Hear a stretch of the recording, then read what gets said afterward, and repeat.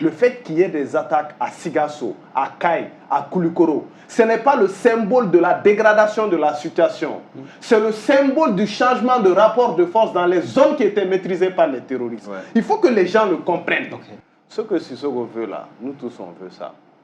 Tout le monde veut une économie florissante. Tout le monde veut des routes qui ne se gâtent pas. Tout le monde veut pouvoir se développer, se marier, avoir une maison, un boulot, nourrir sa famille, aider ses parents, acheter des voitures, voyager, visiter le pays. Nous qui sommes du Nord, ça fait longtemps qu'on n'arrive pas à voir nos parents, sous peine d'avoir des problèmes de sécurité. Et cependant, vous réjouissez de la situation sécuritaire. Justement, j'allais parler de cette situation sécuritaire. Vous savez, beaucoup de gens commentent la guerre contre le terrorisme, mais est-ce qu'ils ont pris la peine d'analyser les pays qui ont vaincu le terrorisme?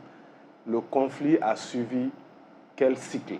C'est-à-dire son intensité, c'est comment? Ce que je veux dire par là, c'est que quand le terrorisme s'installe dans votre pays et qu'il n'y a pas de riposte, elle est à battre instantanément. Elle commence par des actes violents pour terroriser.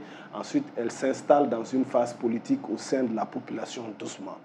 Au fur et à mesure que l'État en question commence à attaquer les zones que ces terroristes maîtrisaient, au fur et à mesure, la menace devient diffuse. C'est quoi une menace diffuse? C'est une menace qui est partout et nulle part en même temps. Ouais.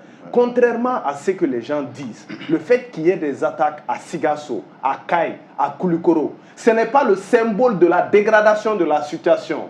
C'est le symbole du changement de rapport de force dans les zones qui étaient maîtrisées par les terroristes. Ouais. Il faut que les gens le comprennent. Okay.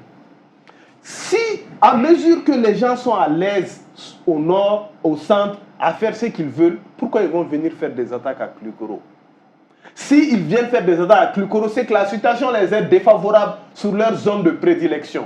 Donc, le fait qu'il y a des attaques partout, c'est le symbole de la sécurisation qui avance. Deuxième élément, l'Algérie, notre voisin, elle a malheureusement réglé son problème de terrorisme, mais on en a récupéré les mauvais fruits chez nous.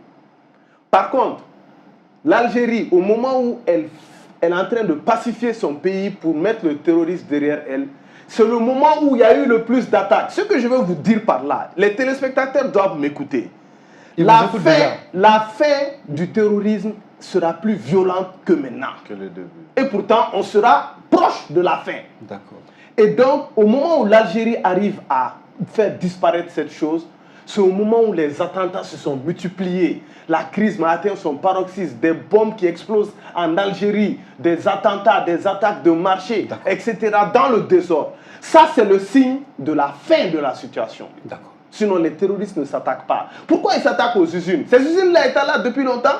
Pourquoi ils s'attaquent aux activités économiques maintenant? C'est parce qu'ils ont perdu la domination territoriale. Maintenant, aucun pays ne peut empêcher un attentat dans sa capitale. Ça n'existe pas. D'ailleurs, si on prend la liste des pays les plus frappés par les attentats terroristes, c'est les pays occidentaux les plus développés. D'accord. Et donc, la situation sécuritaire s'améliore. Elle s'améliore fortement.